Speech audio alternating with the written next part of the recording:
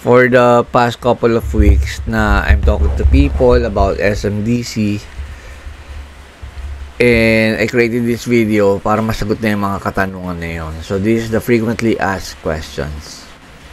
Okay, usually floor to height is plus minus 3 meters. With SMDC, 2.7 meters. Plus minus 2.4 meters to 2.7 meters. Okay. Yung balcony ba part of the residential area? Yes, the balcony forms part of the residential area. However, putting any unsightful fixtures like clotheslines, cleaning materials, etc. in the balcony that are visible from the exterior of the building is not allowed. Okay, are the walls between each unit soundproof? Yes, up to 40 decibels. Okay, the main doors face each other along the hallway? Yes. What is the breakdown of other charges? 6.5%.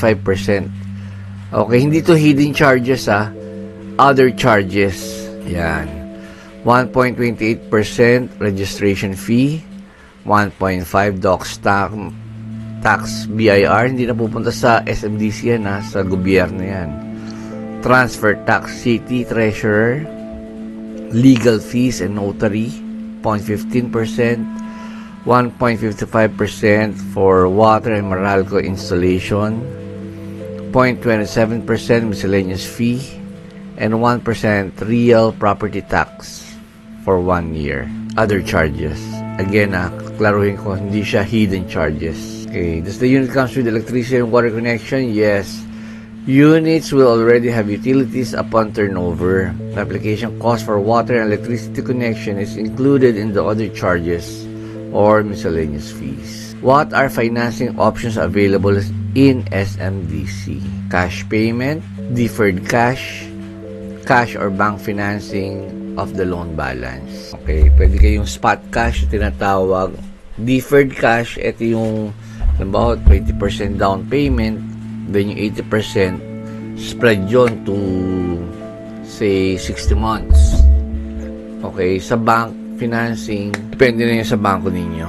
Okay, actually nga, ang kagandahan nga dito, yung down payment niya, minsan nakaspread pa rin siya Okay, dalawang down payment yung 20%, minsan nakaspread ng 2 years, 1 year, 3 years. So, depende sa promo. Is bank financing developer assisted? Yes. Buyer just need to submit all requirements to SMDC within a specified time period to process the loan for the balance prior to the completion of down payment. Any question? Pakitype dyan sa comment section. Okay, what are accredited banks of SMDC? Wala nyo. Aside from BDO, ano pa? Yun, BDO, BPI, PNB, China Bank, Union Bank, HSBC, PS Bank, halos lahat ng major banks siya accredited. So does SMDC offer in-house financing? No. How many units can be combined? Ako tingin ko 3. Am I right? Aba, maximum 5. A maximum of 5 adjacent units can be combined subjects for approval. Pero for me, para mas madali siya iparenta, siguro maximum na yung 3 na combined para yung price abot kaya. Okay, kasi bibihira naman upa ng malaking unit Okay, kung kung rental yung purpose dito for passive income Okay, how wide is the hallway? Ba, magandang katanungan to What do you think? Ako tingin ko mga 1.5 meters. Kayo? Oh, galing ko talaga. Dati kasi akong nagko-contractor Okay, what will be the ventilation of the typical What will be the ventilation of the typical residential floors? Common area, hallway, natural ventilation. Residential units, natural ventilation with provision for AC unit. Mechanical ventilations for toilet and bath. Okay. So, sa common area, natural ventilation. Yung mga units, natural ventilation with provision for AC units. So, kung gusto nyo magkabit ng aircon, pwede. Okay.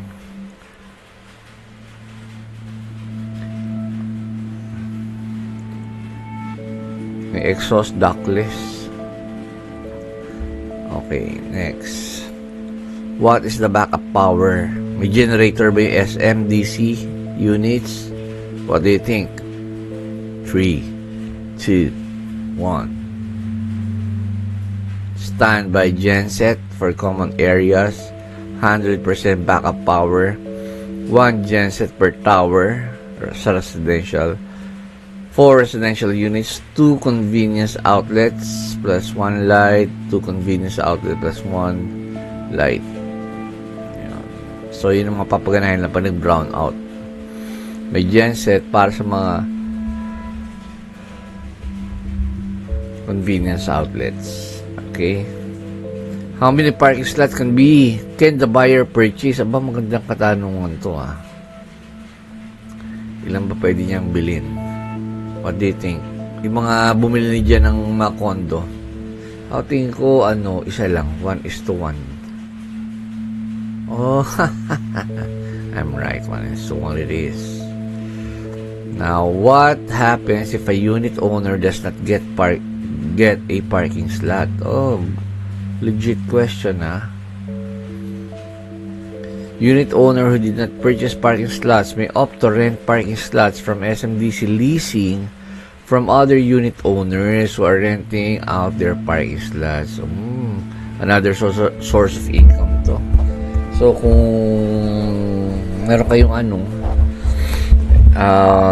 parking slots na hindi nyo magagamitin, okay na rin bumili, tapos pwede nyo parentahan. I think, sa ngayon, nung rentahan nyo, mga 5,000 din per month, So, another passive income. If a purchased residential unit was cancelled by the buyer, what happens to the purchased parking slot? Uy, magandang question, ha. With this scenario, the parking slot purchase will also be cancelled. Okay. Okay, clear. Can a residential unit be used for commercial purpose? Can a residential unit be used for commercial purposes? I don't think no. Hindi pa pwedeng mag-boss ka na sari-sari store dun sa mo. Yeah, no. All residential units shall be used for residential purposes only. Are the unit perpetual ownership, freehold ownership? For Filipino buyer, yes.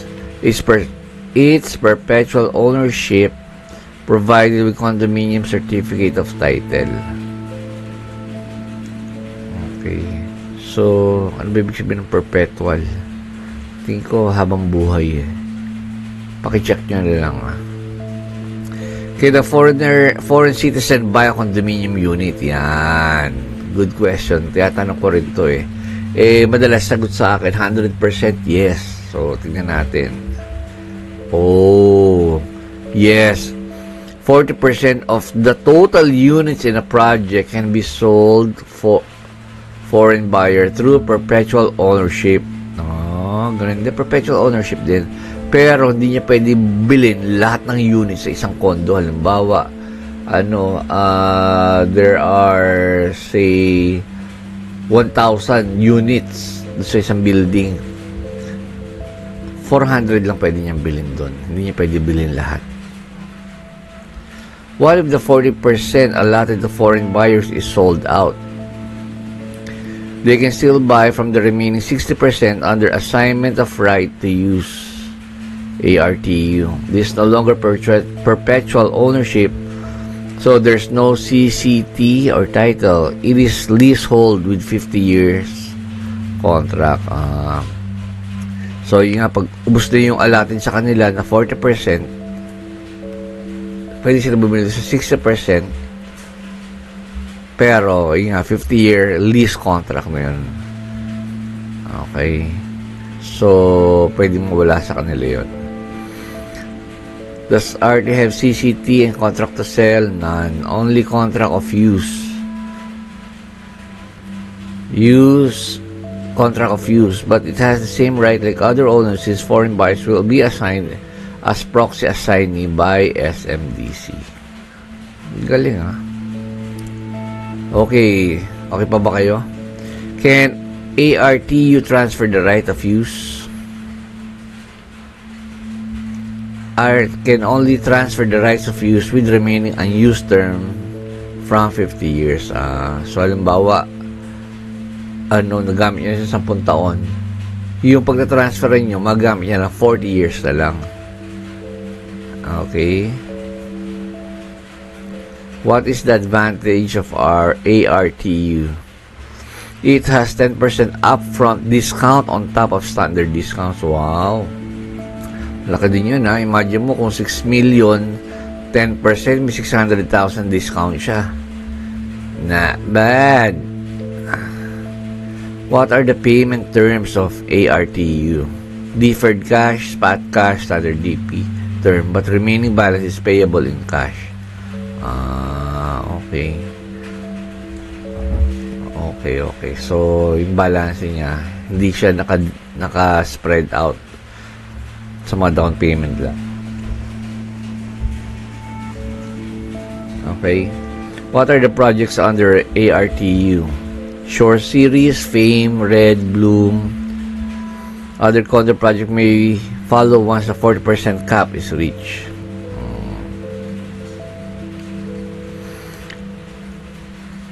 Each floor has garbage room available. From 7 a.m. to 7 p.m. Okay to, no? So, hindi nyo ito lalagay sa labas ng pinto ninyo. Lalagay nyo sa garbage room. Okay, very good, Yung mga condo kasi, ganun, lalagay mo sa labas mo.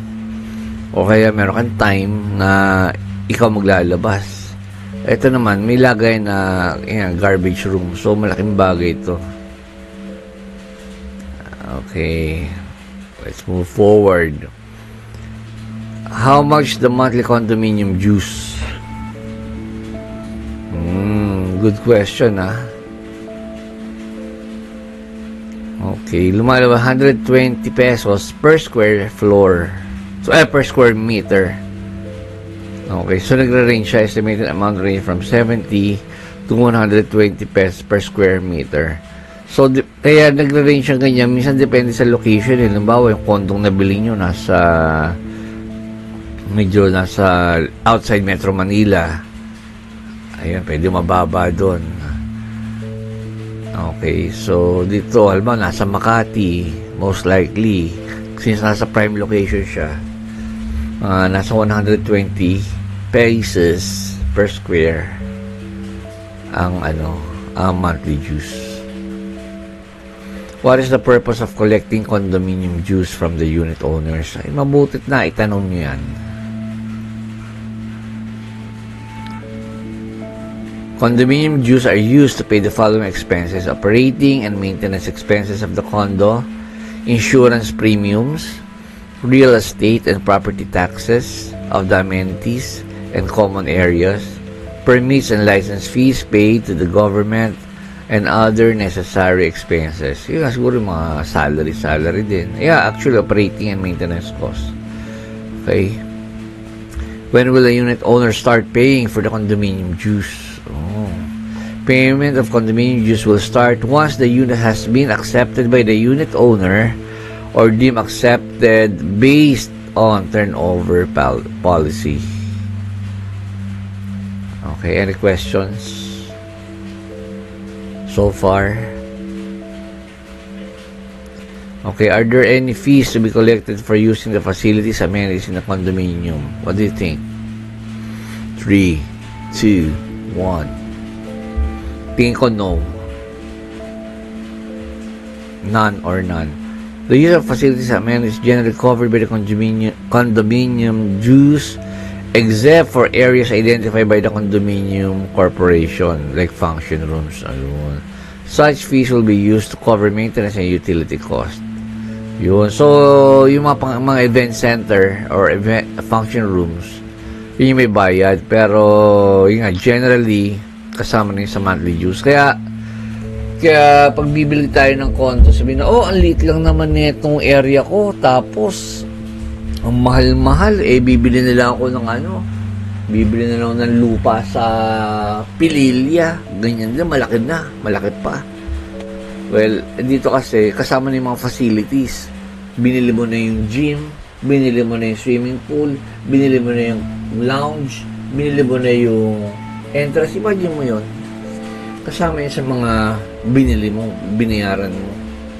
And kung yun nga, bibili nga ng property sa malayong lugar, wala kang gym na maganda, wala kang swimming pool na maganda, wala kang reception area na maganda,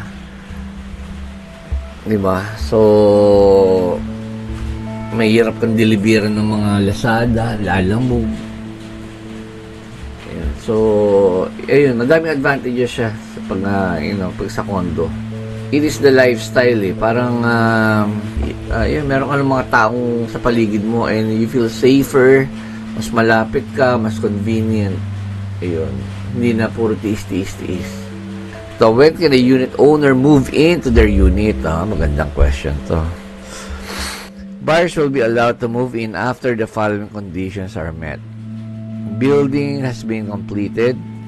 Buyer has met the payment. Nga naman. Alam mo, lumipat ka na dun ng may naman pupuk-pukan pa dun. Buyer has met the payment and documentary requirements for move-in. Buyer has signed the certificate of acceptance. Buyer has settled the required working capital equivalent to 3 months condo dues. May ganun pala, no? Buyer has submitted the filled-out move-in forms. Buyer has attended the orientation on the house rules conducted by the property administration. Buyer has submitted all other documents as may be required by the property administration. Okay, now we know. Are the tower interconnected? Are the tower building interconnected? Most of the buildings will be connected at their support level amenities. Sa mga amenities. Nabawa, nasa podium yung yung amenities like the gym, swimming pool. Nabawa, 2 tower kayo. Connected siya. Pero mahirap yata mag-connect pag mag-isang building ka lang. Am I right? Are pets allowed in the residential building? Magandang question to. What do you think? 3, 2, 1. No. Unit owners are not allowed to house or keep pets of any kind, even temporarily. Hindi siya pet friendly Okay, now we know. So may mga condo pet friendly. Ang hassle kasi dyan, pag may pets yung, albaw, ikaw hindi ka mahilig sa pets, tapos yung kapitbahay mo, ang daming aso, kahulan ng kahulan, may istorbo ka, diba? So kaya meron siyang alagang manok, tilak ng tilao. Kaya para for everybody's peace of mind, wala na lang. If SM Prime is the owner, developer, what will be the effect on the standard documents will reflect SM Prime instead of SMDC. All buyers, check and payment should be made payable to SM Prime Holdings Incorporated. All official receipts will be issued by SM Prime Holdings. Some procedure applies to Vancouver Land Incorporated. Same procedure applies to Vancouver Lands Incorporated. 2241 Properties Incorporated, Springtown Development Corporation, which are wholly owned subsidiaries of SM Development Corporation. Wow. So siya lang, may Vancouver pala siya. Okay? So guys, I hope you learned something from this. So if you have any other questions, feel free to write it in the comment section. So I hope na sagot natin itong mga frequently asked questions. Nasa website to, no? Pwede yung tignan, type nila SMDC. Okay, bye.